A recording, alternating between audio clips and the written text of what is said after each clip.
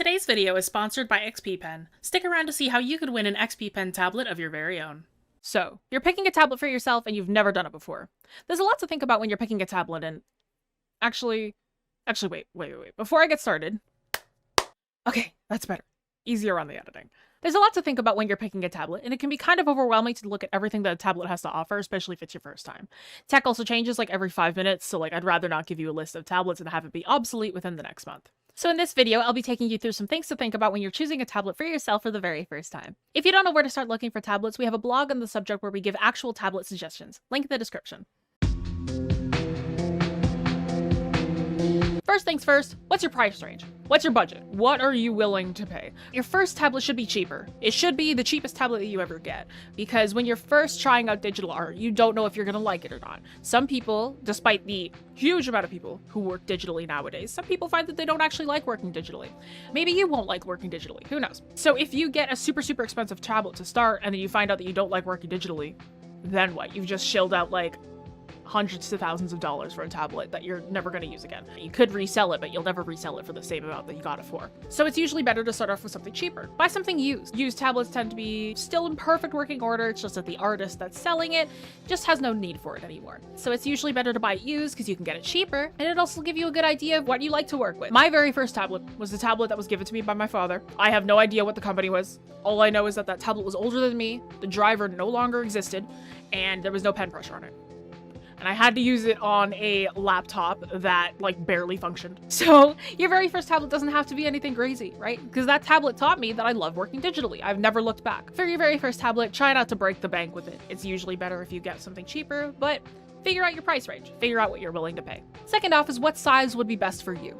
It isn't necessarily about the size of like the tablet that you want to work on, but also what size you think will fit well with your workspace. Not every tablet is created the exact same. Some tablets are bigger, some tablets are smaller. And if you get like a really huge tablet and then you find that it doesn't fit your workspace,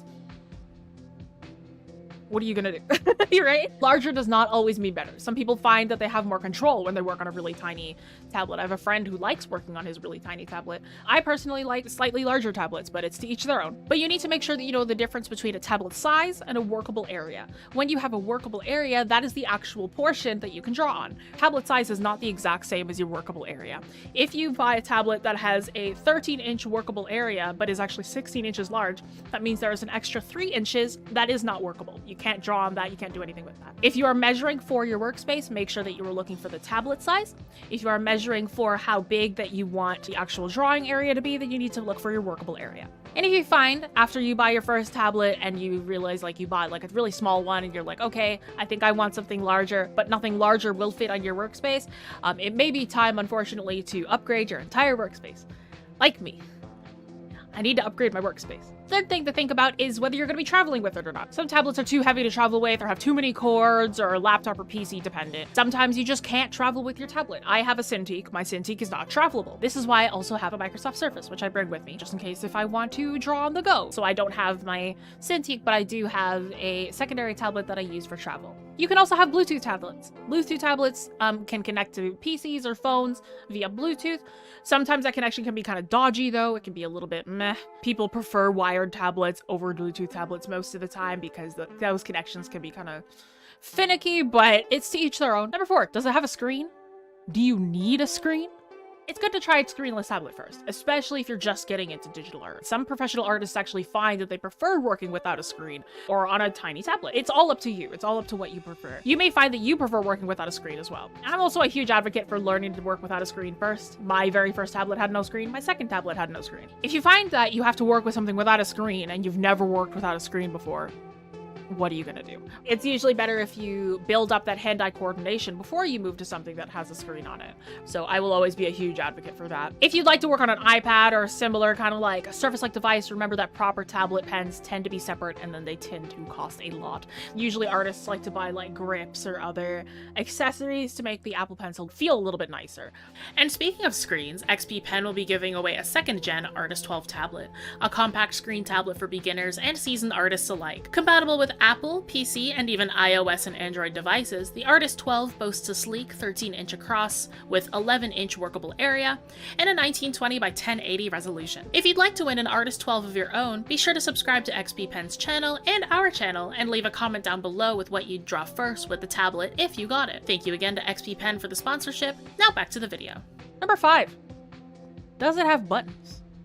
Does it have buttons? Some people like buttons on their tablets or ExpressKeys. They're either buttons or ExpressKeys. Depends on the tablet company. ExpressKeys tend to be programmable, right? You can program them to be whatever you want them to be, right? I have on my tablet, I've got 1, 2, 3, I've got 9 ExpressKeys on my tablet, and there can be anywhere from like 4 to like 30 on a tablet. I've seen a tablet with like 30 on it. I'm like, why would you ever? That's just a keyboard.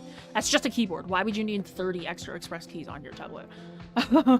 Buttons can tend to make a tablet more expensive. If you have buttons on your tablet, it tends to make them a little bit more pricey by comparison to if they didn't have them, but like I'd say that it's worth the price personally. Without buttons, you'll most likely need to operate with a keyboard if it's a tablet that plugs into your computer, but some people find that they prefer that workflow. I've been working with that workflow a lot recently just for like, because I have like my tablet right here and then I have my keyboard right here, so I work with both of those, but it depends on how you like to work. Number 6, consider the feel of the pen. Is it heftier? Will you need to purchase a grip?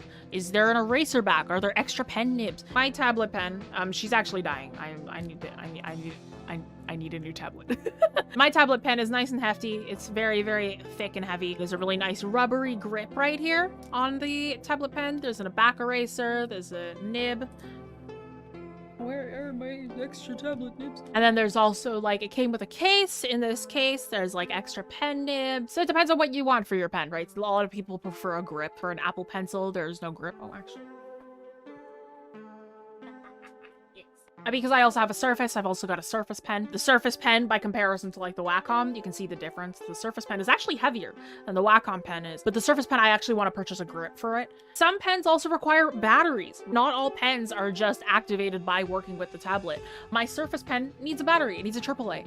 My Cintiq pen, however, is batteryless. It does not need any batteries. So if you're working on an iPad or a Surface, you may need to purchase a brand name pen compared to a generic one, because if you have a brand name pen, it'll work best with your tablet by comparison to just getting some random generic pen. Most computer-based tablets will come with a pen automatically. If you're buying used, sometimes they might not include a pen, but if you're buying a used tablet, most likely it will come with the pen already there. But if you're buying a new, for sure there will be a pen included. Most of the time it will not need a battery, but stuff for like, you know, iPads or Surfaces, you will need to buy a separate pen most likely. And number 7, if all else fails, user reviews. Yes, never use them as your holy grail, but user experience is always good. If you get second opinions, you look at like the user reviews for the tablet itself, user reviews for the company that you're looking at. It's usually better off if you're doing some research first on that before you decide to purchase a tablet. Digital art can be kind of difficult to get into if you're trying it for the first time, so don't quit if you don't get it like immediately. Keep on practicing and you may find that it'll become your favorite medium. Do you have a favorite beginner tablet or device, or you have any other questions? Be sure to leave them as a comment down below. Join a virtual class to learn live from our professional artists. Get creative assignments, individual guidance, and real-time feedback on your artwork. Start today and level up your practice. If you learned something new, like and share this with a fellow art nerd.